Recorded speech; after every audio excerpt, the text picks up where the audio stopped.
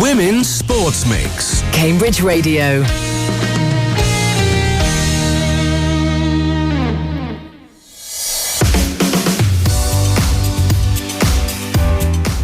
Hello, I'm Alex Elbro. And I'm Amy Gray. We are the A-Team. Oh, we've got that very well done today, haven't we? Welcome to the Women's Sports Mix Show, the fortnightly programme looking at local women's sports and promoting grassroots sporting opportunities for women and girls in the area. And today we're welcoming back Fabia Howell, who plays for Shelford Women's Rugby Club and is operations manager at Cambridge University Rugby Club, and Darren Messenger, who's the head coach for the women's teams at Shelford after playing for Cambridge for many years. And you can contact the show. Do get in touch with us, wsm@cambridge.radio, if you would like to talk to us about your sport or activity. And hello to our listeners listening live, and also hello to our on-demand listeners. Alex, we've got our podcast platforms and we're on YouTube. So please do, if you're a listener, let us know your feedback because it's our first season. So wsm@cambridge.radio. We'd love to hear from you. And on tonight's episode, we're going to be catching up with our football results. So let's see how Alex and I did with our Cambridge United women think we did too badly. Predictions. No, we weren't too far off. And we're talking to Liz Pamplin about the U's latest results. And Gisela Otten, 100 appearances for the U's. A bit of a milestone there. And Cambridge Kodiaks, so our women's ice hockey team. They're having an excellent season, and I've spoken to them about being the team that everyone wants to be. And we have a very interesting discussion about charging an entry fee for games within women's ice hockey, which is quite an important aspect for the growth of the women's game. Absolutely. I mean, you pay for anything you go to entertainment because it pays for what's going on. So. Well, it's entertaining and you're supporting the club. Yeah. I don't know why you wouldn't anyway. We've also got news of the Rollerbillies. They've got a double header coming up on Saturday 15th of March and a roller disco the same evening that everyone can join in. I'm looking at you, Amy. But first, let's talk about rugby.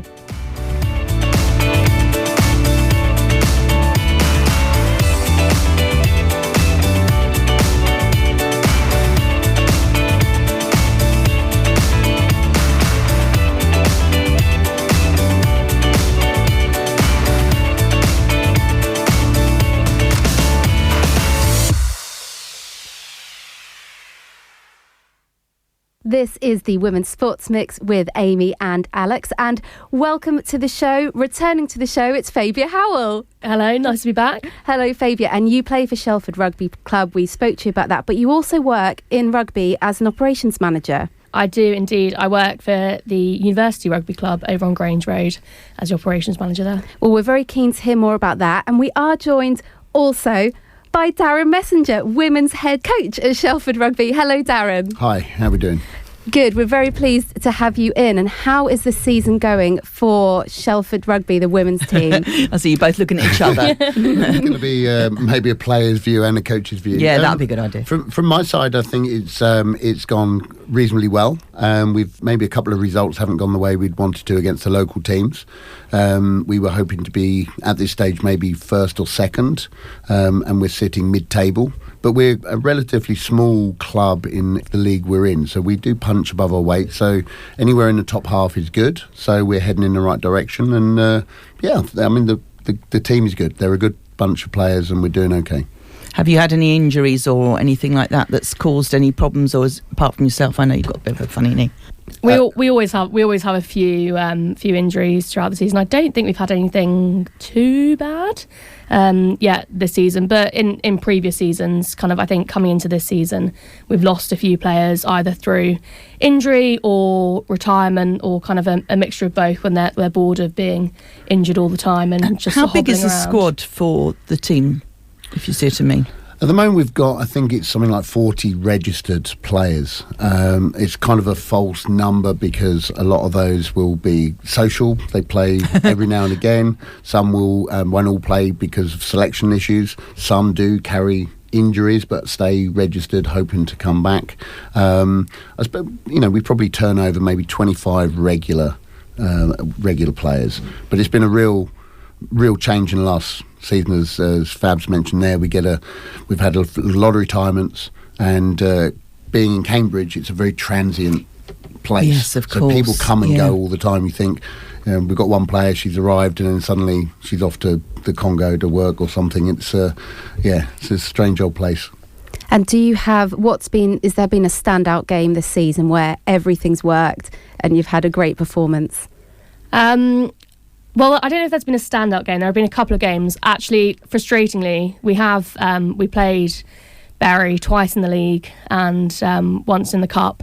I think our cup game was pretty standout in that it all did just come together. But on the same hand, really frustrating that we couldn't pull that off in the league. But I think as of the weekend, they're still sitting up at the top of the league. So you have to give that to a little bit. That's always the case, isn't it? Sometimes you can have a cup league. It's always different, isn't it? That's the thing with cups. They always throw up the results. And Darren, how long is it? How many years is it now you've been? It's a couple of years now This as is the my women's head third coach. season. Yeah. Yeah. So how have things progressed? Again, this might be a question for you. Yeah, I think it's gone well from my side. I thoroughly enjoyed it. It's been a great challenge, a different challenge. They are an absolute joy to coach generally. They want to learn. I think that's the major difference I found with women's sport and men's sport. Men's still, it's all about who are you? Whereas these guys very much, okay, what can I learn from you? So in that respect, it's been great. I've thoroughly enjoyed it. You played for you've played, haven't you? Your entire career has been in rugby. I've played for a very long time. Yes, I'm born and bred Cambridge, so I played all my rugby at Cambridge for nearly 20 years in the ones there, and then I still play now and again, the odd vets if the body's up for it, but not too often. And that's interesting that you've gone from Cambridge to Shelford to coach because they are kind of arch rivals. They are. Just throwing that in there. That most of the players playing now don't seem to remember that, which is a good thing. Everyone's moved on a little bit. There are a few still in the bar that give me a hard time from both sides. Shelford and Cambridge people give me a hard time. But yeah, I was coaching at Cambridge. An opportunity came along. The director of rugby at the time at Shelford gave me a phone call and snapped his arm off. It seemed like something different, something to get into. So had you before and then coached women before? Or was this? This is the first time. Oh, interesting. Yeah. And you said you can already spot what the difference is. There's plenty of differences and plenty of similarities, but the big thing is the willingness to learn. And it makes it easy to coach if people want to learn. That's the big thing. There's less egos in the women's rugby, definitely. And you were saying, we were talking before we came on air, that lots of schools now are not doing rugby because you do need more specialist coaching because of the potential dangers if you're not done properly. Do you find that then people are coming to the clubs more, or do you think that means that you're not getting the people through the clubs that can already play because they haven't played at school? There's definitely still a divide between state and private schools. Most of the kids coming through are from the local private schools. I think in long term it can be a problem because you're seeing more of those private schools also start to limit the amount of contact in the game, turning it into tag rugby. Parents are concerned, sometimes rightfully so, sometimes not. There's a bit of paranoia out there about it, but it is a concern, the amount of players coming through, and the amount of players that stay with it is a concern. And with that, I was just thinking about the parent side. A lot of it's perceived risk as well, like perceived danger, a bit like with everything, like don't walk to school, don't do this, don't do that. And of course they see people running at each other full pelt and grabbing and everything else, and that looks like it's going to be worse than some of the other things. Do you find that that's a lot of the time that it's people just are a bit more concerned about everything in life now? I think they definitely are just more concerned about injury in general. I think there is a bit of a stigma around rugby because actually having done quite a lot of sport throughout my life, my worst injuries I think have come from horse riding. Oh yeah. And that's a very dangerous sport. But it doesn't quite have the same it doesn't carry the same weight. I've always found, I've been to A&E quite a few times. If I go to A&E for rugby injuries, the reception is very much like, oh, well, you've brought this on yourself. Mm-hmm. You decided to go and play rugby today. And it doesn't help when you turn up and there's another 3 or 4 rugby players in the waiting room. They're kind of a bit fed up with you. But when I've been for other injuries, either horse riding or just other general, me being a very accident-prone child, it didn't have that same kind of judgment that came with it. And even now, you hate to say it, but I've had a couple of female doctors who've said, oh, don't you think it's time to give up and not do that? And you don't get that from the male doctors, because they probably have more lived experience through the rugby and actually know that on the pitch isn't a scary place to be, I don't think. I don't think I've ever been scared to be on the pitch, where actually I've been scared to be a lot of other places. But there's definitely, parents worry about it. My parents, well, my mum, again, with the woman thing, she definitely worries about it. But you have to do things to mitigate it and to train hard and on the pitch and actually in the gym to keep yourself safe. That's the same. That could be cycling your bike along. That could be anything, isn't it? You take the right precautions for whatever sport or whatever, climbing or skiing. I mean, look at how many skiing injuries there are, for instance. And people are quite happy to do that and fling themselves off mountains without worrying about it. So, yeah, I find that is really interesting what you're saying. And one of the things, Darren, when Zoe and Fabs were here last time, both of you were saying you didn't start rugby until university. So is this a bit of a double whammy for girls? There's already for all children not necessarily the opportunity to do rugby, and then for girls, Darren, are you noticing more younger girls getting into rugby now? I know you have girls at Shelford Rugby. Yeah, we've got a thriving girls section, so all the age groups are covered. Numbers are good. There's a lot of girls very keen to get into it. It's making sure that they feel safe. The big thing is coaching, making sure that they coach in a safe way, so that all those sort of concerns that people have. But yeah, there's a lot of girls coming through to rugby now. There's some great role models. The England team doing so well obviously helps. And seeing it more on television. Absolutely. Yeah. We were talking about this for other sports.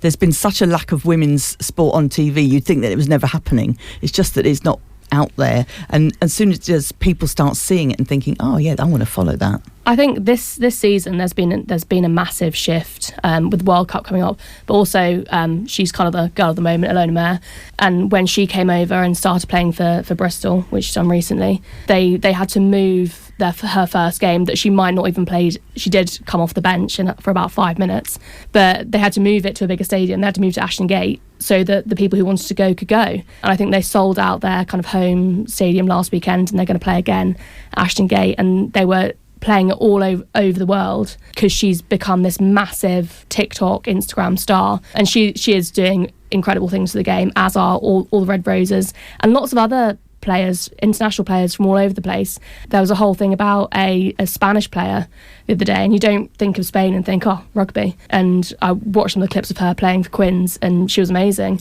And it's obviously coming through everywhere. Yeah. Oh, that's really good to hear, isn't it? And I was sort of half joking about the Cambridge-Shelford thing, because there is the rivalry, but equally, I always think whenever I went to a rugby game, there was a lot of power in the game. As soon as it came off, I felt like it's always very well.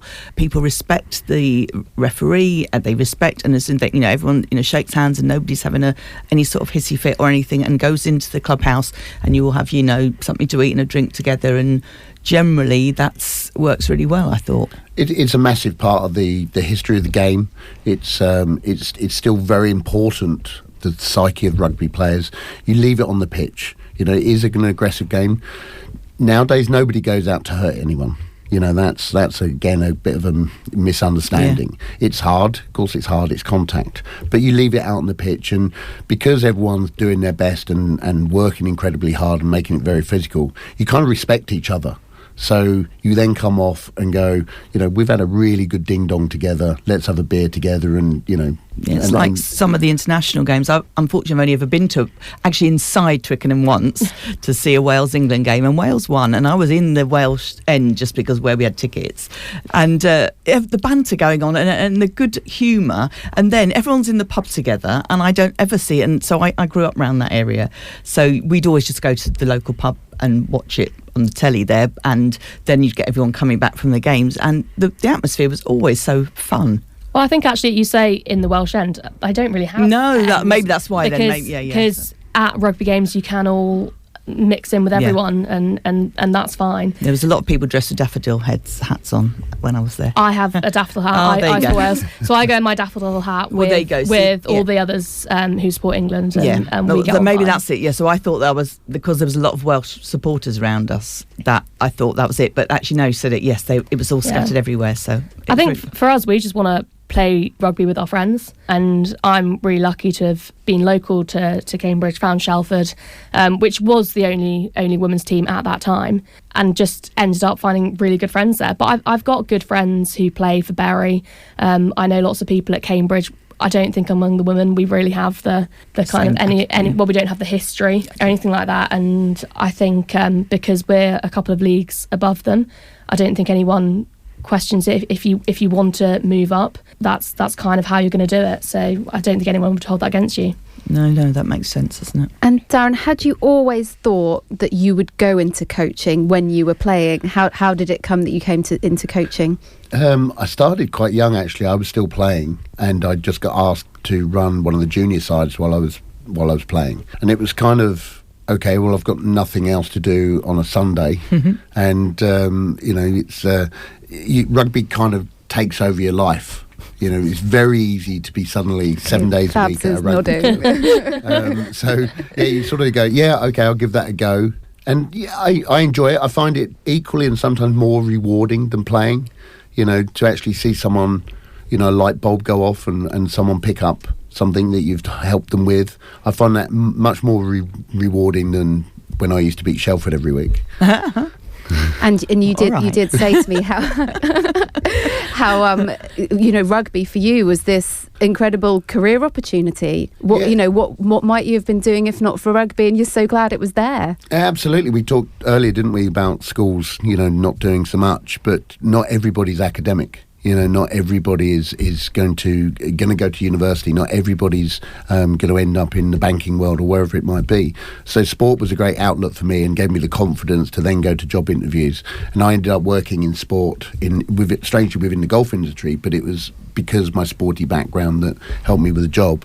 And then since then, the rugby coaching has taken over, and I've been allowed to very lucky to coach and earn a little bit of money. Not a lot of money, there's no money in rugby, but a little bit of money from, some local schools and that sort of stuff. So it's been great for me because, I look back and sometimes it would scare me a little bit where I'd have ended up. Because you do end up mixing with some very, very good people at rugby clubs, and they put an arm around you, don't they? And they make sure you take the right path. There's so many positive things. We talk about this a lot on the women's sports mix. I mean, obviously we talk about women and girls, but really anyone across sport. As a rugby parent of my kids that played rugby all the way up until they're about 15, 16, I was down there making the bacon sandwiches on a rota on a Sunday morning at Shelford, and all the parents became really good friends as well. There's friends now that I have, even though the kids are much older, that we still keep in touch, and all that you don't get. And then a lot of the parents then end up coaching, because you said about you end up getting sucked in, but equally there's not so many rugby teams around that are close by. Like for football, you're not just going up the road, you're going like you say to Bury, or you're going over to Diss, or you're going over to wherever. And Sunday mornings and Sundays basically were off to rugby, and then training obviously in the week as well. So I feel like it's a very big family commitment, and but in a good way. All the volunteers are so important as well. Absolutely, aren't they? Everyone's part of it. Cambridge Radio Women's Sports Mix. And speaking of careers in rugby, Fabia, you also work as an operations manager in rugby as well as playing it, which seems like, I imagine, a lot of people would look to do that. How did you get into that? I got into that completely by accident, really. I'd not long come home from travelling post-university. And again, I think it's a rugby club thing. Word of mouth, someone said to my dad, my predecessor was leaving, do you know anyone who might be around? And I think actually the job I took back then was a very different role. Because of my rugby background, I've turned it into something a little bit different. But it was just an accident. I fell into it 5 years ago now, right before COVID happened. Woo-hoo. So I spent a good year or so running a rugby club at which no rugby was being played, which was baffling. But actually, and I think this will be the state of a lot of clubs around the place, it gave us the opportunity to bring some things into the 21st century. There were lots of things that were still happening and had been happening the same way since, I don't know, the 70s. We needed some updates, and so it gave us a bit of a chance to do that. And then we've obviously come back since then. And it's been hard work bringing things back. We've definitely seen that it's harder to get people along to games and get people supporting. But we're still out there playing rugby. We've got 6 teams at work. That's, I don't know, a lot more than we had back in the day. But yeah. And how do you find being a woman in rugby? Any issues? Like, do you find it was hard to get break-in? By the sound of it, not, because you said that the whole club embraces everybody and, word of mouth works for everybody. I think, and I'm quite proud that at the University Rugby Club we do things really well. There's this whole thing about one club, and I think a lot of clubs go out and say one club, and they don't really mean it, because actually the men still get the majority of the funding and all this kind of thing. But we try and do things as evenly as possible, and we've got fantastic volunteers. Our chair is now a woman. Our director of rugby has always been completely balanced, and everyone works really hard. But you still do get some older men who very surprised to find you there, even more surprised to find out that you know anything about what might be going on the pitch. Yeah, I've had some very interesting comments. I love that, though. You could stand in the bar and people think you don't know what you're saying, and then you just drop in something about the game, and then you can see their eyes, like the little cogs going, thinking, oh, hang on a minute, how do they know about that? Yeah. Or whatever, or make a good comment about how the play was. It's so frustrating that you're from a place of assuming you don't know, as opposed to immediately having a quality and respect and assuming you do know, and then maybe find out someone doesn't, but you're having to build up. I mean, it's ridiculous. I mean, that's the same in all industries, though. That isn't just in sport, is it? It's so frustrating. I get a lot of emails saying, "Dear Sir," and I have even.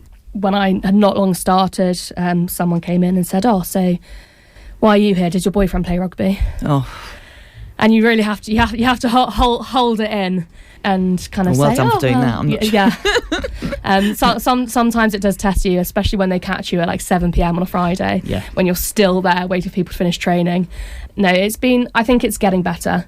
It's common knowledge now that women play rugby, and we're involved in rugby, and we need more women working at clubs, volunteering at clubs, and just helping to update things. And you touched on there about funding. Yeah. Are the men's teams funded? Or how, or any of the women's, or is it all semi-professional? How's it work? None of it's well. Obviously, there is semi-professional and upper levels. I say funding. That's probably not always the right word. A lot of it is done through sponsorship. So especially from my experience with the university, and again, it's slightly different for Shelford, but a lot of our money comes from sponsorship. And it's difficult because, as Darren said earlier, there's not really any money in rugby, and I don't think rugby clubs make any money, and some of them don't use what comes in particularly wisely. So just trying to make sure, even on just a base level, saying actually the kit provision for the men and the women is the same.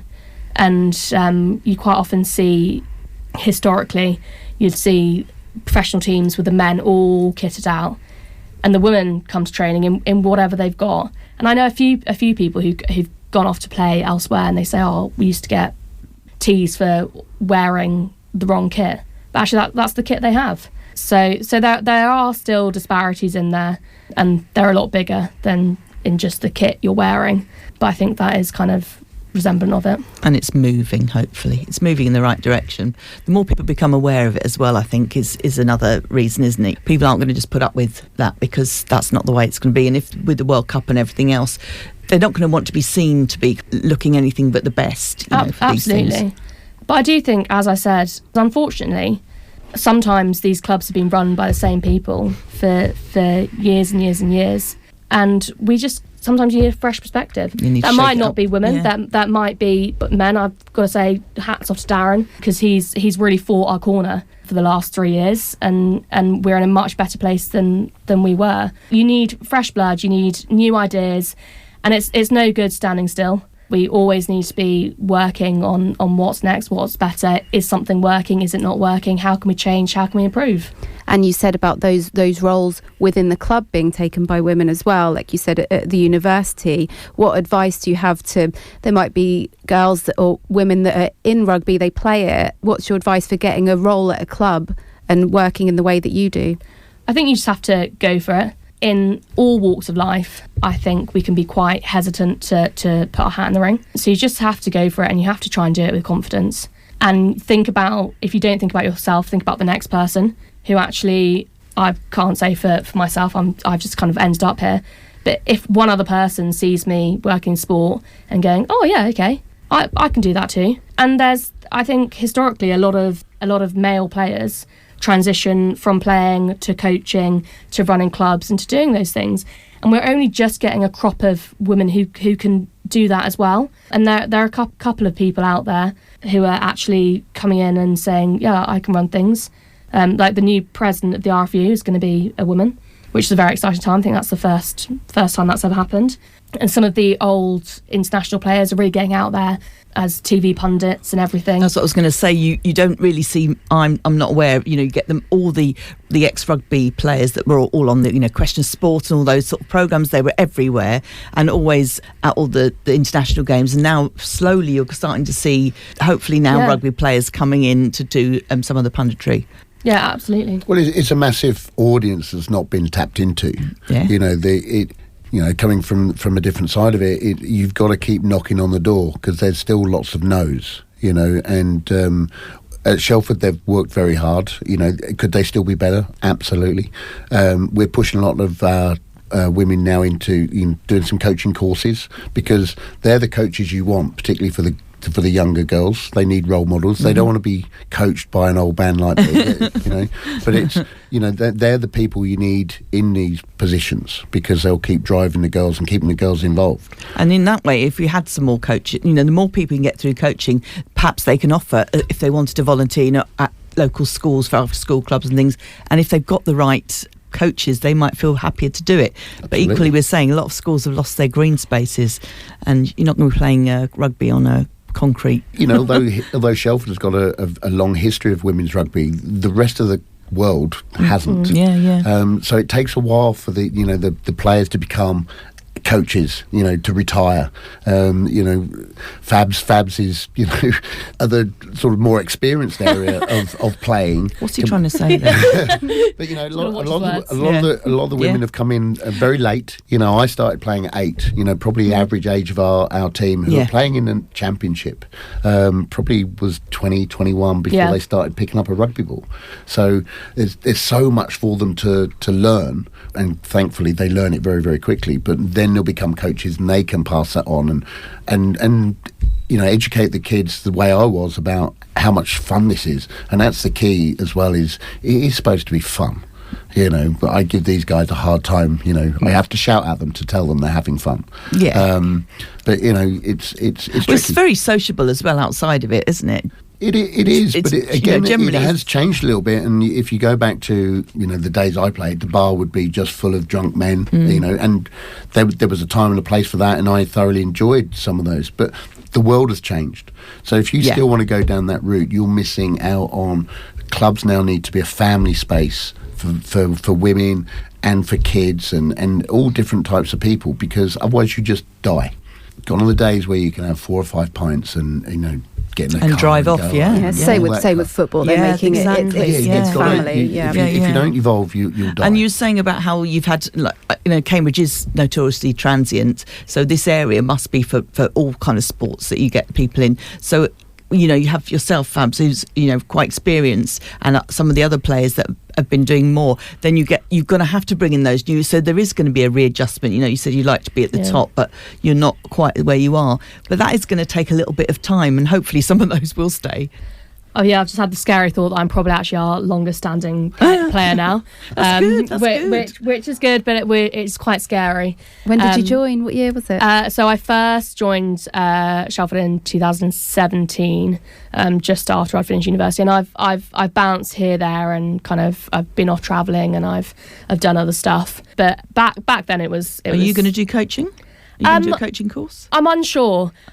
Part of me just doesn't know if I would be a particularly good coach. Oh. I've dallied with it a little bit, but maybe it's just because I'm not ready for it yet. You're too into yourself. Yeah. But I think it's more that I'm coming around is that there's loads of other ways to stay involved, and I do think now that because rugby has taken over my life, when people ask where I am, I'm at a rugby club.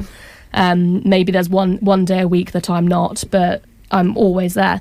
And it will now always be part of my life.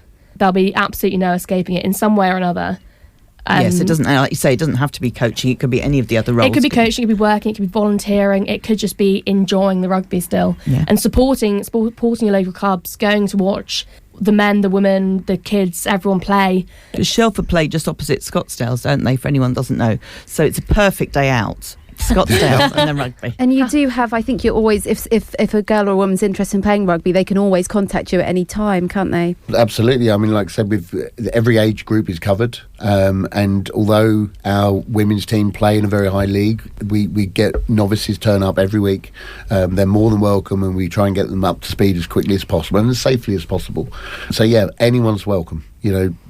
Bring some boots. I'm just going to say, maybe invest in a gum shield. Yeah. You go, Alex. No. Yeah, well, I was just about to say. Well, we were talking about how we should come down for some training, and if you're saying novices could come along, we could come along and have a little go. Yeah, very novice. Yeah, we should, shouldn't we? I don't think I've really known anyone who's tried rugby and hated it. I really do. I think everyone who I've either dragged along, most of them still play, but no one's been like, that was dreadful. So I think you'd have a really good time. Well, we have to look. We'll talk to you about that afterwards. Alex, what are you roping me into this time? Well, yeah. No, that's all good. All good. Well, it's been a joy to talk to you both. Darren, it was great to have you in, and also to hear that, similar actually with Darren Marjorie at Cambridge United Women, you're thinking about coaching for young girls as well. What is their progression? This is absolutely great for us to hear, isn't it, Alex? Yeah. And we'd love to have you back anytime, to come back and talk about more, and, we'll get back into how you're going. I mean, Fabs is a pro now. Yeah, that's it. Twice. Exactly. And Fabs, great to hear about part of Women's Sports Mix now. Lovely to hear about your role there as well, so people can get a bit of insight about that. Thank you so much to Darren and Fabia. Women's Sports Mix, Cambridge Radio. You're listening to the Women's Sports Mix with Alex and Amy, and we have got some extra news for you about the rugby. They are varsity matches. So all the university Cambridge varsity matches, which is the Cambridge teams of all the playing against Oxford. That's that team. And do you also want to say that obviously there are rugby games, but there are lots of other varsity matches across all the sports happening across the city in the next couple of months. So if you are interested in varsity, I think if you just Google them, you get them. But the next one, Saturday the 8th of March, is a big one. It's the rugby Cambridge versus Oxford women's kick-off at midday and men's kick-off at 3 o'clock at Stone X Stadium. Not sure where that is, but I'm sure, again, you can find that one. And then also on this weekend, Sunday the 2nd of March, they're hosting the women's second and third team rugby varsity matches at Grange Road, which is really easy to get to, and they would love your support. That's the Cambridge Union Rugby Club. Yep, we're going to go down, Alex. aren't we, as we said? Yeah, we do need to get some rugby. And shall we take a look at some football results I think now? So, yes. So Cambridge United Women, if you listen to the Sports Mix, in the last episode, we were actually recording a little bit in advance, which we don't normally do. So we decided to predict the Sudbury result. Alex said 1-0 to the U's. I'd said 1-1 or a 2-1 win. It was a 2-0 win. Yeah, so we felt like we were half. We were both half right, and we both said they were going to win. So I felt like we took that as a win for itself. And who was that against? Can you remember? That was Sudbury. Sudbury. Yeah, excellent. And they've actually had a few games played since then. And I spoke to women's team secretary Liz Pamplin, and I started off by asking what Liz made of their 2-2 draw against Dulwich on the 23rd. good game, really competitive game. Dulwich and us have got similar records in the league, so it was going to be a tough game going away there. They have a massive crowd. They had 600 in attendance yesterday, and they're very loud and vocal.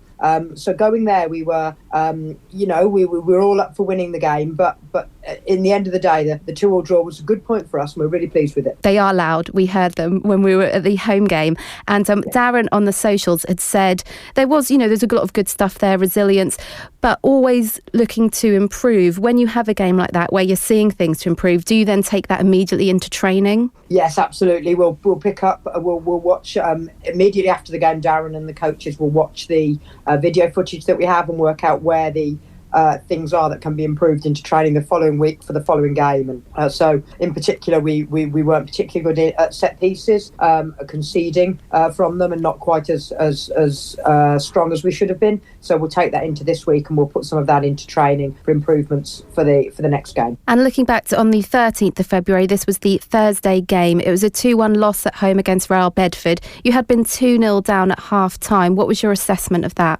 We were delighted with the response in the second half from the girls. Bedford are unbeaten in the league. They're running away with it, and so getting any sort of result against Bedford was going to be tough. And it was a 3-game week. We were absolutely delighted with the performance from the girls in the second half. We really took them right to the wire, and but for maybe a more favourable refereeing decisions, we'd have got a point at least out of the game. We hit the post late on in the game, but yeah, we said to the girls that was a really, really good performance. They dug in, and we were unfortunate not to get something out of the game. A couple of weeks ago now, but let's talk about it because it was a great win, the Sudbury game 2-0. Yes, that was tight until half time, and after half time we came out really firing, and Bella Simmons scored a really good goal, a really good team-worked goal, and then set up the second goal for Alicia off a lovely bit of teamwork as well. We were really pleased with the second half performance there, and we got the points that our performance deserved that day. Really, that was a really good result for us. And let's talk County Cup. You're through to the semis against Newmarket in that one.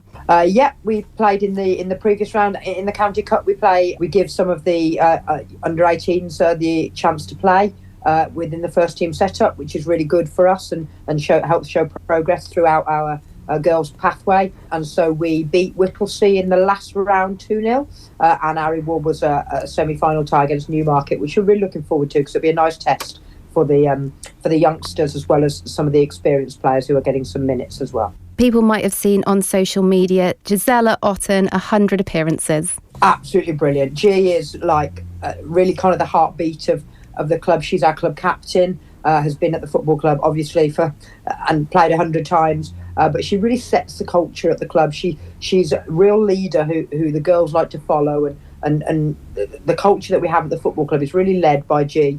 And it was lovely to give her that recognition we could at the Abbey on Saturday, and we were delighted that she had the chance to be recognised for in the women's game, a really massive achievement, because you don't play that many games in a season, so to get to 100 with the same club, really, really big. Looking ahead to the next game, Ashford Town at home, how are you preparing for that? Yeah, well, we don't have a game this Sunday, so we have 3 training sessions this week and then 2 next week, so we will make sure that the things that perhaps didn't go well this week, we work on those in training, and we put some really good hours in on the training pitch, ready to take on Ashford, and looking obviously at home for 3 points against Ashford in a fortnight's time.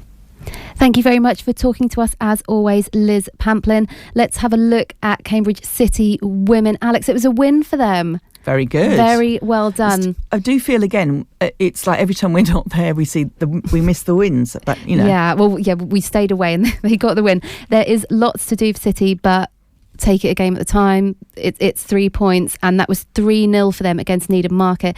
A birthday hat-trick for Faith Harrison. Very nice. And if we take a quick look at the league, they are still bottom of the table. Needham Market are the spot above. City have a game in hand over them. I think they play soon as well. City have the better goal difference.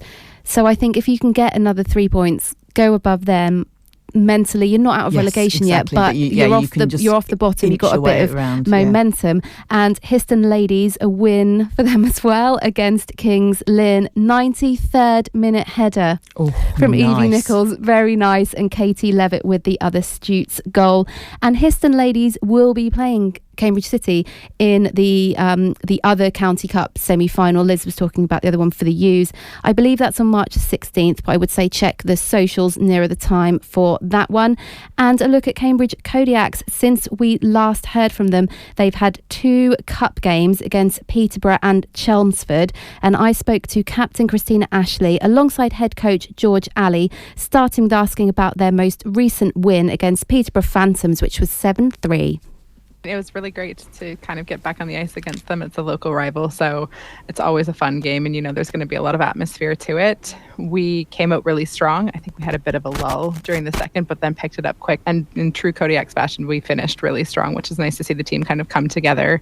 We had a few scored against us, so watching them get back into it and really kind of pull it out for a great win was nice. The previous cup game against the Pythons had been 11-0. This was a bit closer at 7-3. Is it sort of drawing on different skills? Yeah, it was just a different game setup, really. I mean, the Pythons game as well was really quite close until the third period. We've had sort of this rush of goals at the end of it, and that happened a bit with Peterborough too. But I think the atmosphere was a lot different, and it contributed to us really playing a different style of game against the Phantoms than versus the Pythons. Shauna McLean got player of the match, and I think you were saying that was Shauna's second game? Yeah, she played the first Phantoms game that was abandoned and then got to jump in on this one. She's a fellow Canadian, which is always nice to have on the ice, and she's recently joined us. So it's great to see her kind of stepping into her stride and really pulling up big for us on the defensive line. She's really great to have out there. You kind of feel really secure when she's behind you. Looking at that Pythons game, 11-0, very impressive. And I suppose with that kind of result, not a surprise that your goalie Cherry got player of the match for that one.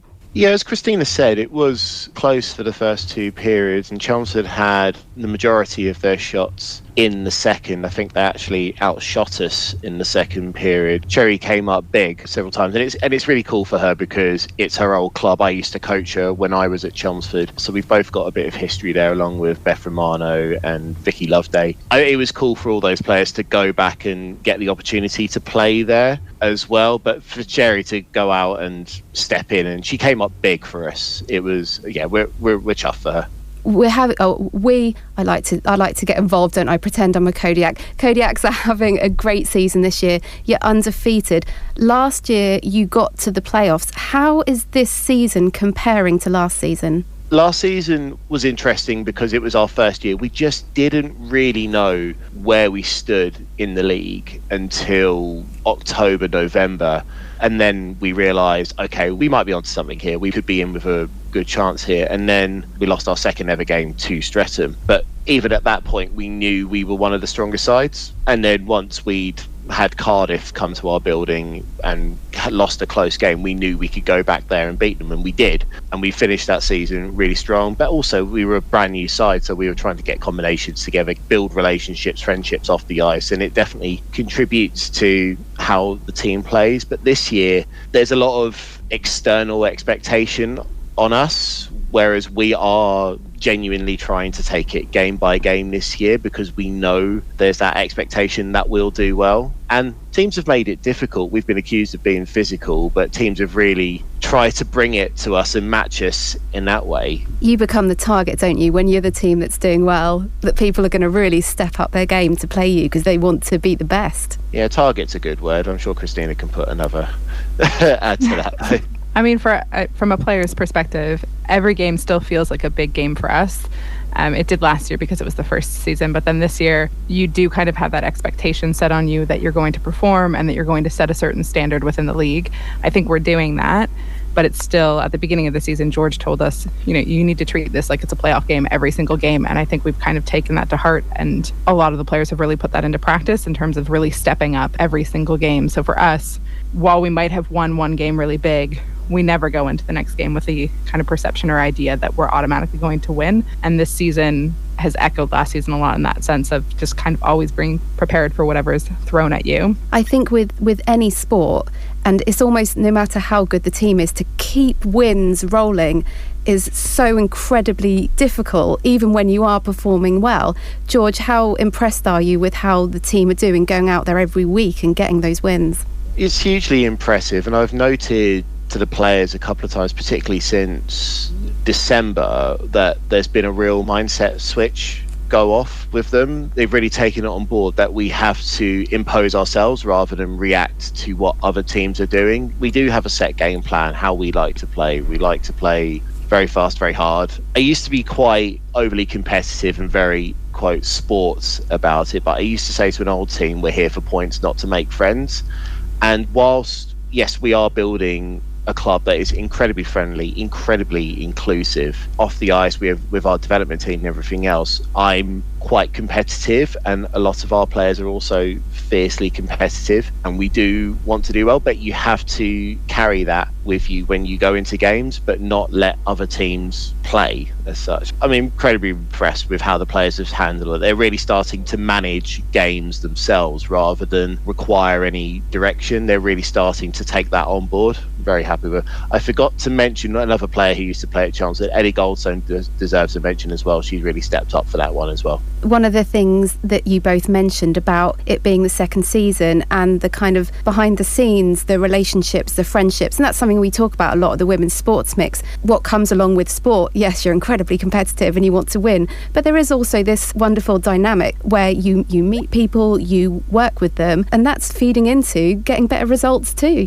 Yeah, it's great, and we've got a great off-ice team as well, a group of volunteers that help us out every game, and without them we're not able to have the operation we have, whether it's Rachel Coleman taking on assistant management duties and also managing the off-ice during games, because we're trying to run the games like men's games are run here, whereas they are treated like events in their buildings, whereas a lot of women's clubs, particularly around our league and above us, are run like junior clubs where you turn up, there might be a raffle, there might be some confectionery on sale, but it's not, no one's paying entry, or it's not treated like an adult game in a lot of rinks. And I think we have changed that perception. We've had a couple of clubs ask us about how successful it's been for us, and because of that we've been able to do things for the players and make it more affordable to play. For example, we're going to Gosport this weekend for our game. We're hoping we should be able to cover the bus for a ride down. That's not cheap. Every other team, players are paying upwards of £50 to £70 a month in subscription fees, plus sometimes having to pay for their home games and then having to pay for all their equipment and having to pay for all their travel. So if we can take some of that hit by just charging people a small amount, I think we don't ask a great deal for people to pay to watch us. You know, we are the senior league side for this sport in Cambridge. I don't think that's a small thing. So if we can do that and show that we are being still inclusive of the ice, it also means that development players can play for cheaper as well. It means we're able to make it more inclusive for people to come to us. I think that, yeah, that's a really important thing to bring up. It's really interesting about paying to see games. Why shouldn't, fans that are coming to see a great entertaining game, I feel like I would want to pay that. I would want to pay to come see it. Why shouldn't we? And that's sort of, I suppose that's a discussion around the progression of women's sport. Yeah, I mean, I'm probably not the person to be elaborating on this. I'm sure Christina can add to this afterwards, but it was, as soon as I was asked if I would coach the team and help set the club up by Kirsty, who is now over at Ali Pally running Haringey Greyhounds, who also now charge on the door are being very successful with it. It was to do that. It was how quickly can we get this team running like a men's National League side where they have ice resurfacing between the periods. That doesn't happen. We've played some games where we've had a 2-minute break in between periods, and by the time we are halfway through the second period, the ice it's like the players are having to skate through treacle because the ice is so rough. But because ice time is so it's very expensive, we've had to step up. We have to find a way to achieve that, and if that means asking people to pay to come in, I don't I don't think it's a small thing, but it's an important thing. It's meant we've been able to keep the subscription fees down for the players, but it's also meant that we've been able to give them a good game day experience, as well as the fans coming through the door, and for the teams coming to visit us. They all look at us with confusion when we said, no, there's an ice cut now, but hopefully they'll get used to that. Hopefully we can set a precedent for higher standards of games and events within the league. So if Christina wants to add to that. I think you've hit most of it. I mean, for us, Amy, for players, it's you have a job outside of this. You kind of dedicate extra time to this every week. So it feels really gratifying to know that when people are coming to watch you, they're coming to support you and what you're doing. They're not just coming to support, say, like a bake sale or anything that they could get anyplace else. They actually want to see you and see how your efforts are paying off. So it kind of adds an extra layer of you feel a lot more worth it as an athlete, that you're actually being kind of considered in that too. Looking ahead to our next two games against Solent Amazons, there's away on March 2nd and then home on March the 8th. What kind of game do you expect from them? They've been a really strong side this season, actually. They've put up a lot of good fights against some really hardworking teams. They've got a lot of new players too, and a few players from the Elite League that have now joined them. So from my side, I'm expecting that it's going to be a tough challenge for us and that we really need to step up. It will kind of be our test, the test of our mettle. Let's see how we do when we've traveled quite a long way. Our legs are a bit like jelly and we get on a smaller ice pad, because Gosport is a much smaller ice size as well. So it should be a really interesting game, and then to have them come right back after is always nice, because you kind of feel like you know them now and nothing really slips. You can jump right back into it. You don't really get out of that mentality. What a great discussion there. I find it unbelievable that even people should think that they shouldn't pay when they're in they're a league team. A league team, you've got to pay for all the team's equipment, like they're saying, and getting them. I mean, just like that, the travel. It's huge, isn't it? I feel like they shouldn't be out of pocket for giving people really good entertainment. And, it's as George sports said, people. It's a fairly, it's a fairly small amount they're asking for, and I think powerful to hear from Christina how much it means to them as players, as athletes, that you as a spectator sees the value and says, no, I'm going to pay to come and see you. What it means a great a lot to them. Saturday night out, a good a few hours entertainment of great sport, and I think we're really lucky that we have got this great team. Lots of goals. Yeah, I mean, Kodiaks go. I feel like I still need to try and get to a game. That's the thing. I'm only hearing Alex, it soon. Living it through you, and also get my bubble hat, of course, as well. But yeah, no, that was great. And yes, I completely agree with charging, but it's not like, as we were saying, it's not like the big teams of football that we apparently that's fine if they charge 50 plus, 100 etc. pounds. They all need it, don't they? So it'd be nice to get some of our grassroots players and above to do that. We're nearly running out of time, but I do want to say on that, I saw that the Cambridge Rollerbillies were at the Kodiaks game this week, and they have a double header on the 15th of March, a couple of weeks' time. It's 1 o'clock against Essex Roller Derby, the A and B teams again. And again, that's £5 a ticket, under 16s free. And then they have a roller disco that night, a fundraising roller disco at the warehouse, the indoor skate park. They're taking that over for the night. You can get skate hire, so if you haven't got your own skates, obviously bring them if you have. Family skate between 5 and 7, and between 7 and 10 adults to go wild on the roller disco. And I think they'll probably be taking requests for songs and that. I mean, have you ever done roller disco in your life? Yeah, have you? when I was younger, yeah. You see, I haven't Solar done that. skate, I think it was called, that we went to. I was into it big time, Alex. Yeah, okay. Yeah. What were you wearing? I need to quickly... Those big things, are they called buffers around your skates that people used to wear? These big puffy things, sort of look like things you put over a kettle or a teapot. Yeah. And where was that? That was in Norwich. Was it skate, yeah. Oh, no, it's like so a rink. And you got all your pop tunes. Maybe a few alternatives so, thrown in there. 15th of March, that's to say, in the evening after the double header in the morning. Now, we're going to run out of time, so thank you everyone for listening. We're going to be back in 2 weeks' time. And anything you'd like to say, Amy? Well, our Instagram, you can follow us and you can DM us on there if you want to get in touch. It's at women's_sportsmix, and all of our episodes are on Apple, Spotify, YouTube, and you can also listen back on cambridge.radio. That's true, and we should be back in a couple of weeks. We are hoping to do a little bit of clip and climb, but we'll see how that goes. Looking forward to that. Take care. We'll see you soon.